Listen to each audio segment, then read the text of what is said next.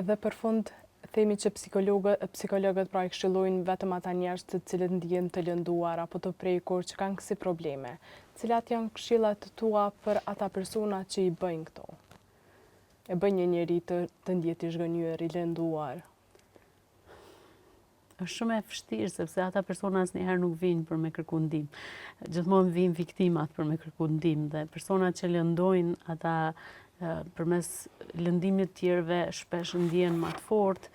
Kjo i bën ata të ndjehen më të fuqishëm, të ndjehen që janë dikushi ose mërrin disa qëllime të cilat ata i kanë me i mërri dhe gjejnë njerëz që e kanë të vështirë me u ballafaqu, shumica e tyre janë ma njerëzor, që ndonjëherë duken edhe ma naiv, pse nuk kanë pas fuqinë me a kthy me të njëjtën monedhë ose me u revanshu në forma çfarë ata kanë kërku, po them kushtimisht. Dhe është e vështirë edhe me u fol edhe me u dhënë këshilla këtyre personave sepse nuk është që kanë shumë dëshirën me ndëgju këshilla ose nevojën për me ndryshu diçka te vetja.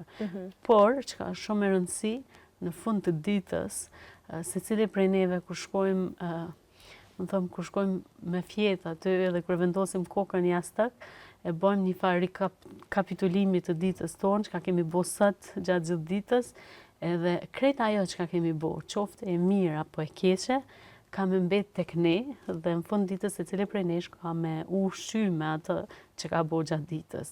Dhe nëse kemi lëndu njerëzit, nëse kemi bo gjana cilat në çfarë do forme kanë afektu negativisht tjetrin, krejt atë energjin negative kemi pas na me vetën tonë, në ndërgjegjen tonë, edhe kur shkojmë me fjetë, ajo ka me qenë aty, jemi na edhe ajo. Kështu që nuk besoj që asnjëri prej neve kish me pas dëshirën me qenë i keq ose me qëndru me energjinë e keqe në fund ditës.